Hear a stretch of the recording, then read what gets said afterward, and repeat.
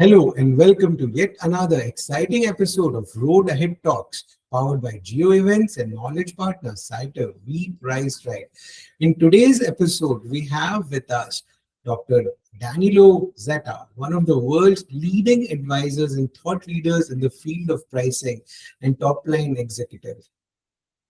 He has been recognized among the top 5 pricing thought leaders in LinkedIn in the list of the most engaging and impactful pricing thought leaders globally. Dan is also the author of more than 20 books, including the international bestseller, The Pricing Model Revolution, which was published by Wiley in 2022. In this episode, we will discuss his journey, Neuro Pricing technology, how companies should avoid pricing too low, and how to understand your competition. Enjoy the show.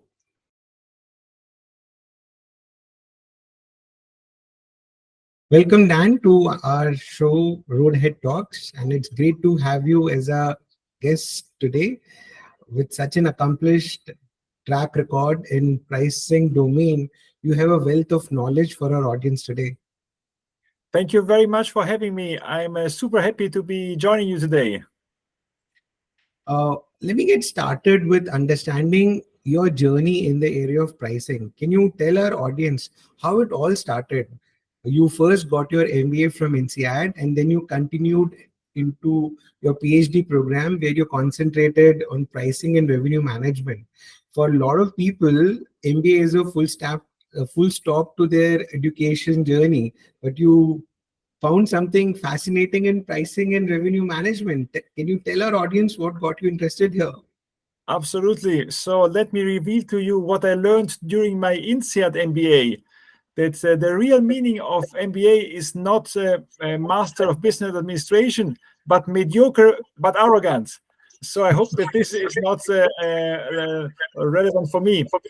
To be honest, when I was at university, I had a first meeting with some consulting companies.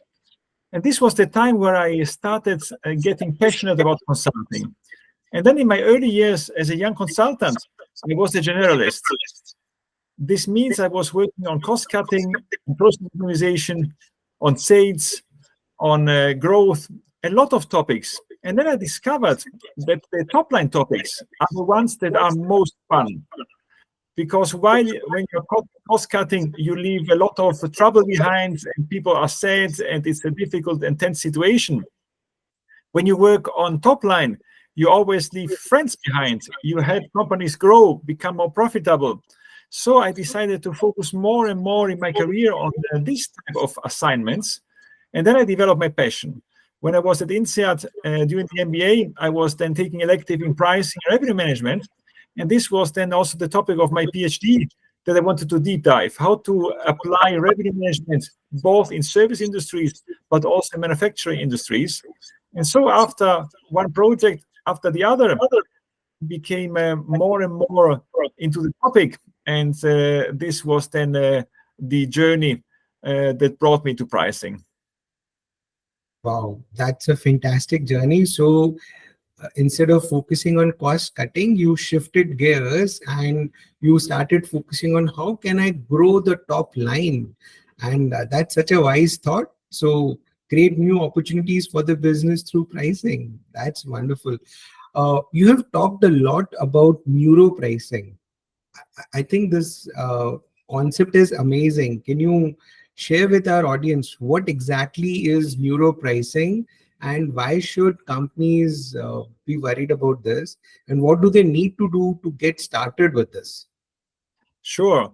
This is a fascinating concept because it's quite modern and quite innovative.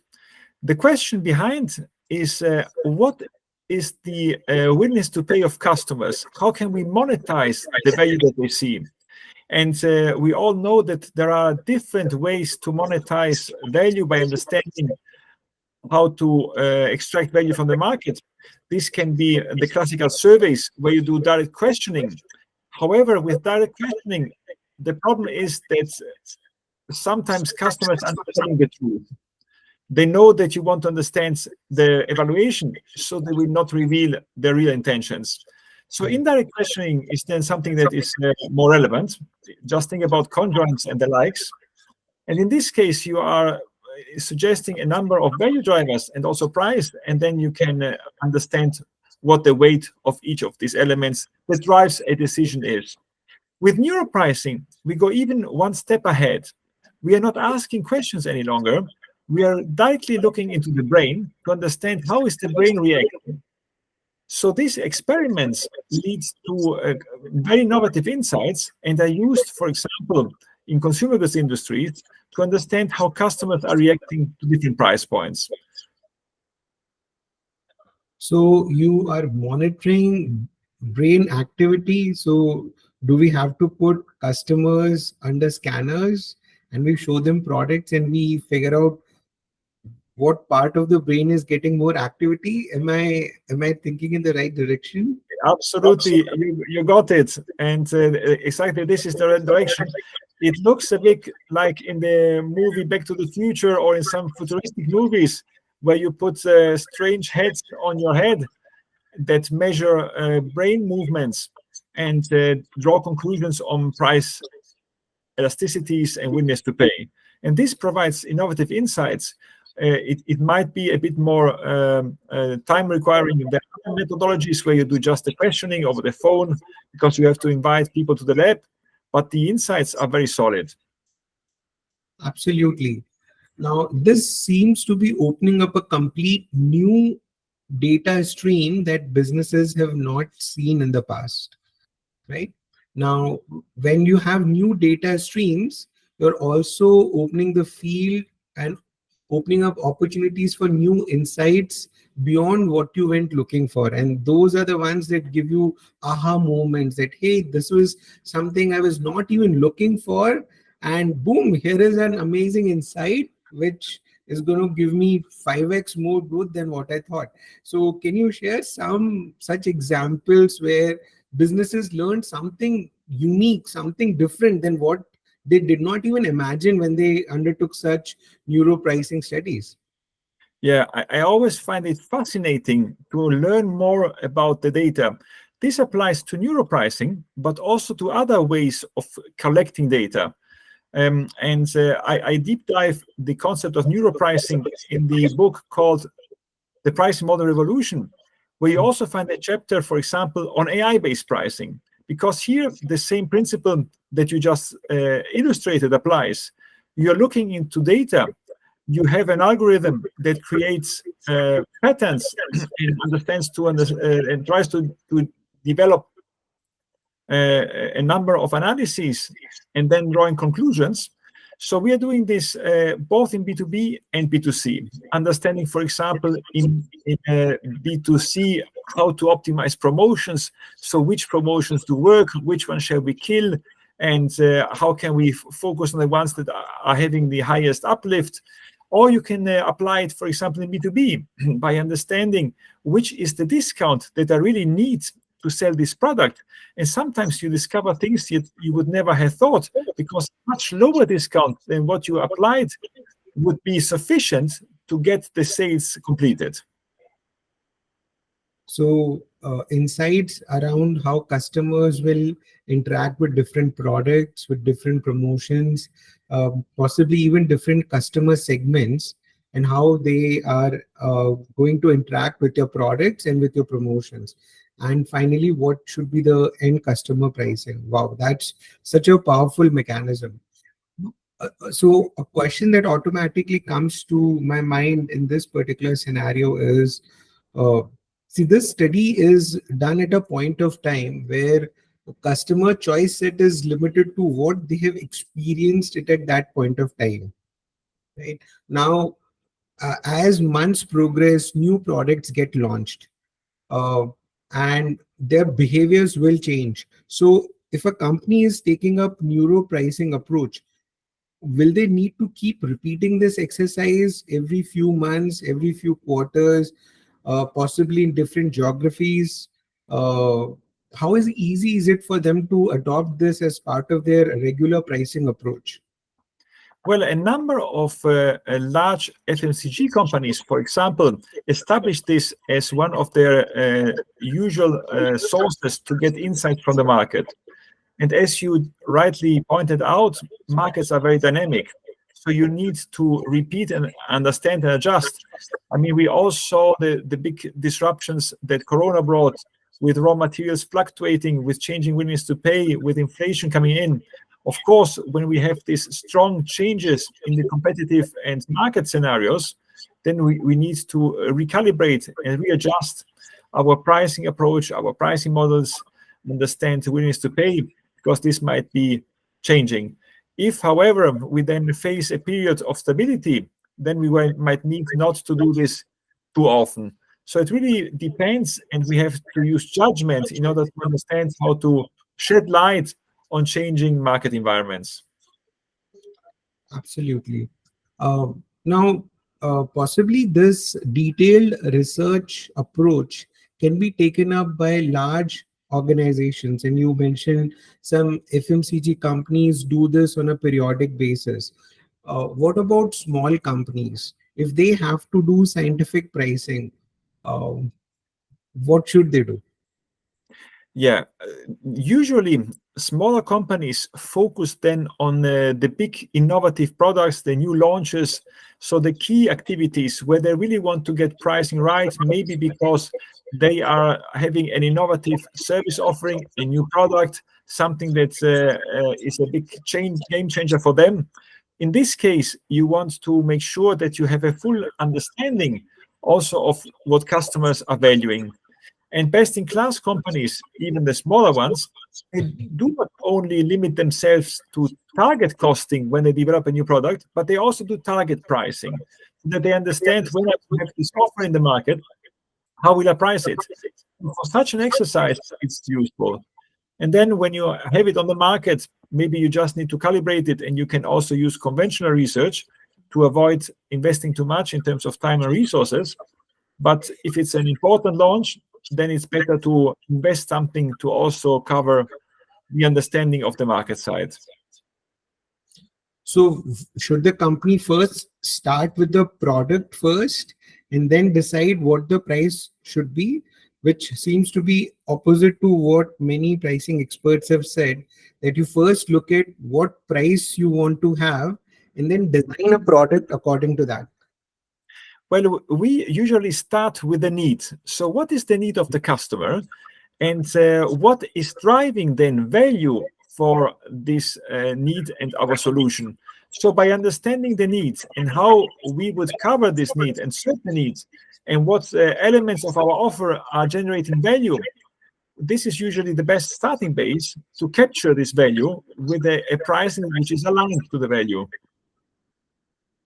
So, businesses first need to start with the need, uh, how much value customers associate with that need, and then how much value customers will be willing to pay for that. So it's always customer first. It's great to hear that. Um, Shifting gears a little bit, I also noticed in your profile that you have written more than 20 books. I'm a big fan of pricing literature. It's very limited in content because not many experts have shared their views when it comes to pricing. In fact, very few companies openly talk about their pricing successes. They kind of keep it very close to their heart.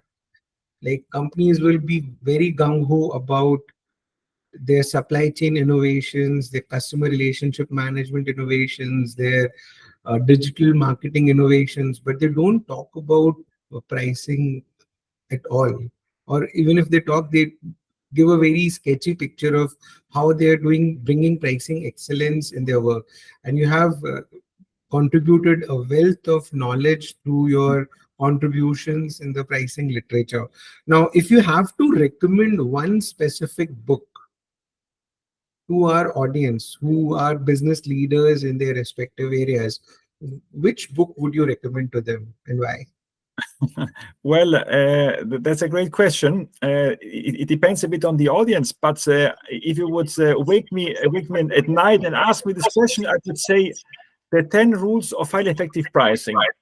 This is a book published with Wiley, a very recent book, and I was really thrilled that the father of modern marketing, Philip Kotler, endorsed this book, recommending it to read.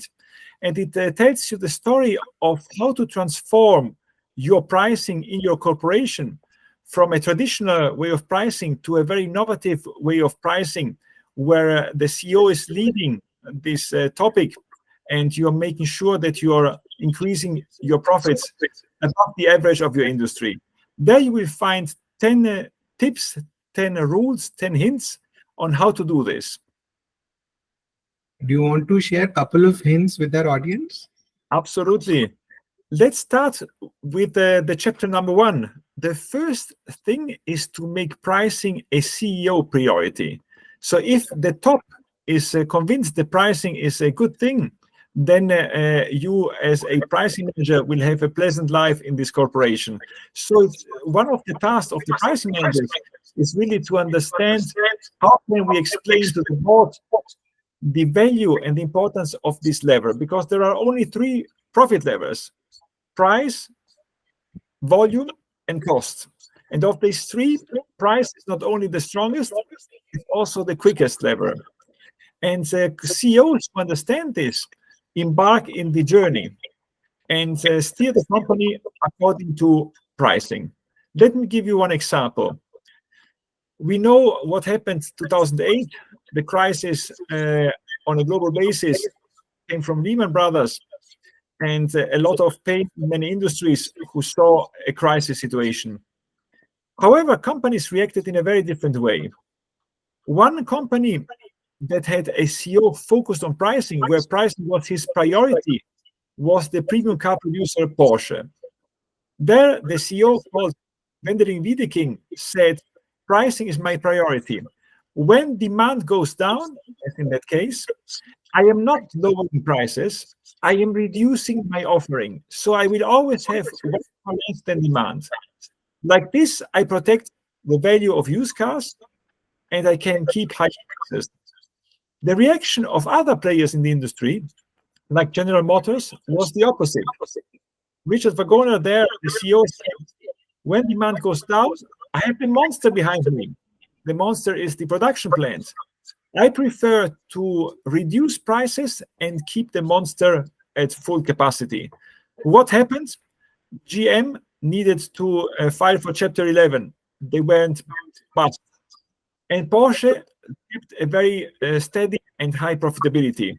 So this shows that CEOs who understand and prioritize the topic of pricing, who are ready to give up volumes for the benefit of profits, are the ones that have better, more profitable, and healthier companies. Yeah, you said a very important point that it has to be CEO's priority, and CEOs need to focus on profitability in the long run. But oftentimes, if you look at the a big part of the economy currently is made up of startups, and a lot of our listeners are also coming from the startup community, where incurring losses in the initial few years is considered as an acceptable practice.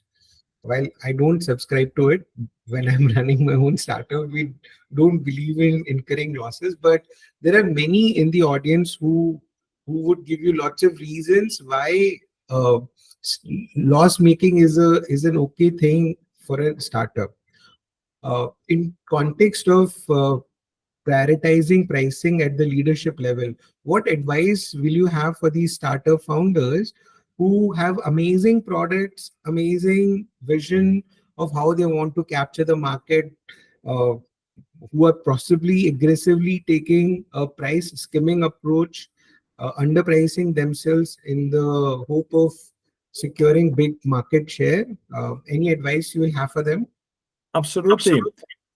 So it makes sense to create a critical mass, let's say, with aggressive pricing at the beginning of the life cycle. However, in the long term, this is not sustainable. Take the example of Sony. Sony, of course, is not a startup, but I recall the discussion we had with them. They were incurring losses, and then discussing how to solve the constant losses they had for a long period of time. We said, you have to increase prices. And then the reaction was, but like this, we will lose market share. It was a taboo for them. something that they would not dare to discuss. A few months later, then they changed their mind because the losses continued to be there and the business was not sustainable. They increased prices, they were more profitable, and they were not generating losses any longer. So the message is, of course, you can, at the beginning, aim to get reference clients and build a critical mass, but it should be a short period. However, one other thing that you could do is also to think of how to use innovative price models to overcome too low prices. Because maybe you're just selling your product or service for so many US dollars, but maybe a subscription, a pay-per-use, or another innovative price model does not force you to incur losses and have low prices, but you can find smart ways to monetize the value that you provide, being profitable from day one. Great. So you mentioned a very important point. Avoid pricing too low. Don't price yourself too low, because not only it will hurt you in the short run, you will make lesser profits, but you will also set a benchmark in the minds of customers, and it will be very difficult to aggressively raise prices in the future. How should a company know whether they are priced too low? Again, this brings us back to the need and to the value elements. If we see that we are driving value, and value drivers can be multiple, it can be the functionality of the solution that we provide, it can be the brand, it can be after sales service, it can be the value that the customer perceived. There are many possible value drivers. If we see that the sum of these value drivers is below the price point that we are asking for, then we are too low. That's why it's so important to start from the need, understand where value is coming from in the eye of the customer, and then sum up these different value drivers to arrive at the price. And if we see that what we are charging is lower than the sum of the value drivers, then we deserve to increase prices, and we will not lose volumes, we will not lose customers, simply because they see a lot of value in what we provide. And to be on the safe side, we can also do tests. Maybe there are some test clients, or in a specific channel, or in a market segment, or in a specific region. We can test higher prices and then see if this is working. And if we see that, yes, it's working, we become more confident, and then we are ready to increase prices across our offering. Absolutely true. So your suggestion for our audience is focus on value-based pricing, and if the value delivered by you is substantially higher than the prices that you are charging, then you could be undercharging, and you should be avoiding that. Now, another data point that plays a huge role here is competition. And while you may be doing everything right, sometimes your competition goes crazy and they spoil the market. That's very true. What should a company do in this scenario? Well, in the book that I just mentioned, The 10 Rules of Highly Effective Pricing, I have an entire chapter on price wars and competition. Yes. So a lot of companies say, well, we are in a price war. And when we ask who initiated the price war, then the majority say it was the others. So somebody else started it. But sometimes it's even yourself starting it. For example, you want to empty stocks, and you know that this is limited to the units in stock, but competitors maybe misunderstand this and think you will be aggressive with lower prices. So if you feel attacked, if competitors are lowering prices, you can do multiple things. The most important thing is to avoid a price war. So to do this, you can, for example, be very specific and act with a retaliation, where you indicate that you will attack the competitor maybe in its home turf with this main offering, so that they understand that they have to avoid this.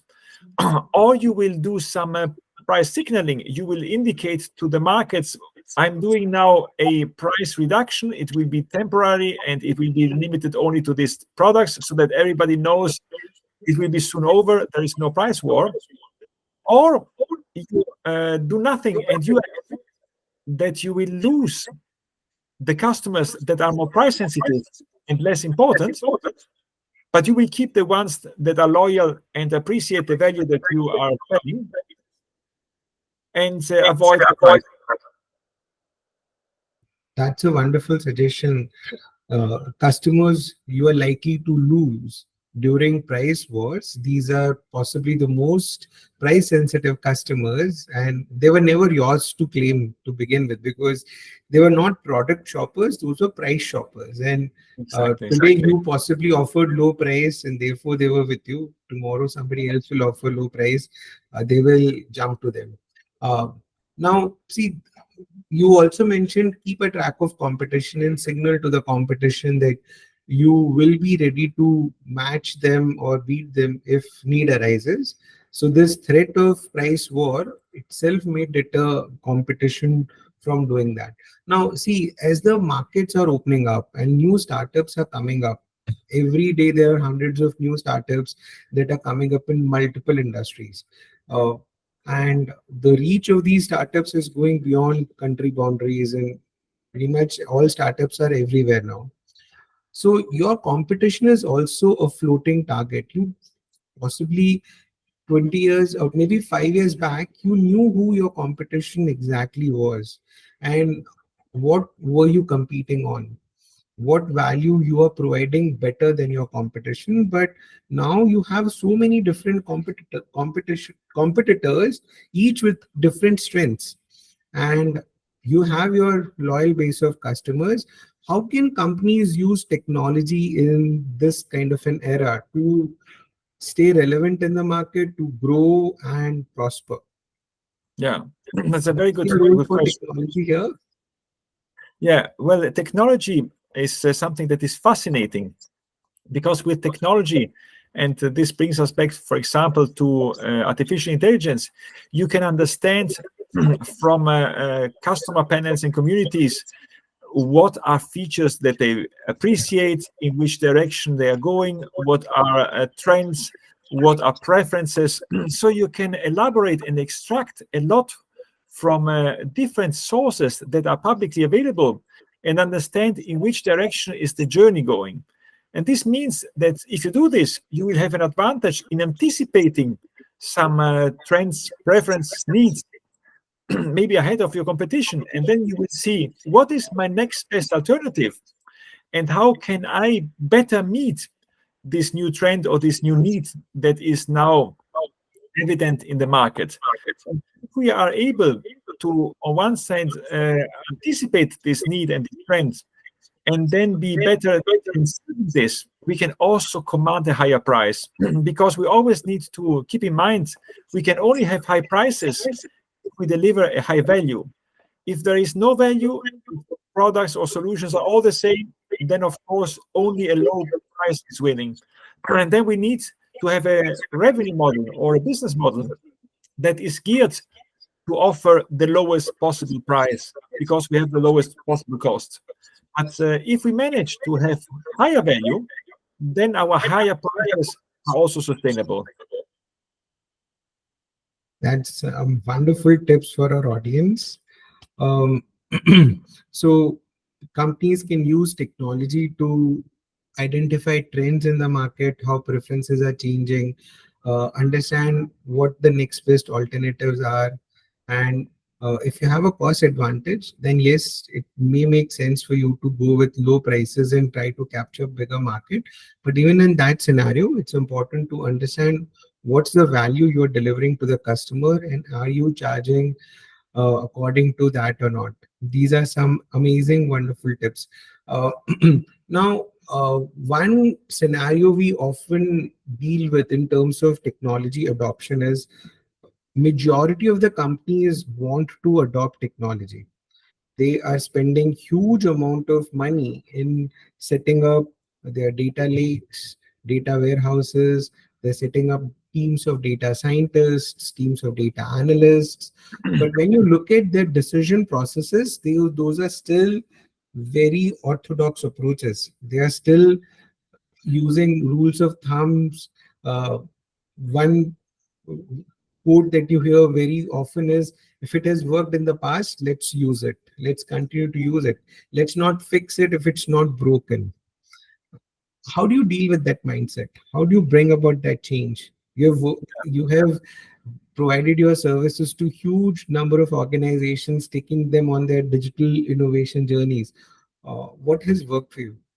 Yeah, one of the biggest roadblockers that I find when we discuss the topic that you just illustrated very well is the topic around data. They say, oh, all these innovative digital and AI technologies are so cool, but I missed perfect data. Let me wait another 2 years until I have perfect data. And then my reply is, you never have perfect data.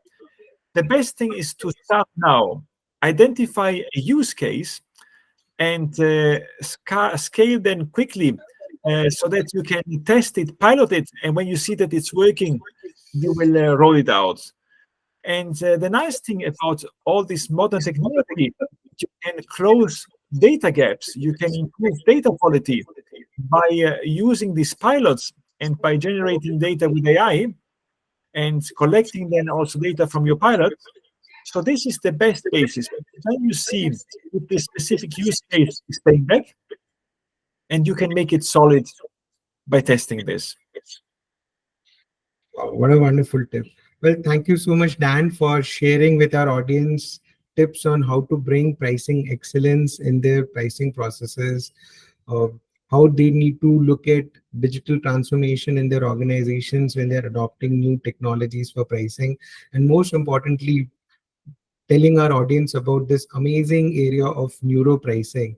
With your tips, I'm sure lots of people in the audience will possibly reach out to you for more insights, more details, and possibly go back to drawing boards to figure out what they should be focusing next on. So thank you so much for the wonderful session today. We are highly thankful to the session and the amazing tips you have shared. It was great to be with you. Thank you so much. It was a real honor to be present, and I hope to reconnect very soon again. I'm looking forward to it. And for our audience, if you want to get access to more such wonderful sessions in our Road Ahead Talks, make sure to subscribe to our YouTube channel and look out for our next sessions. Thank you so much.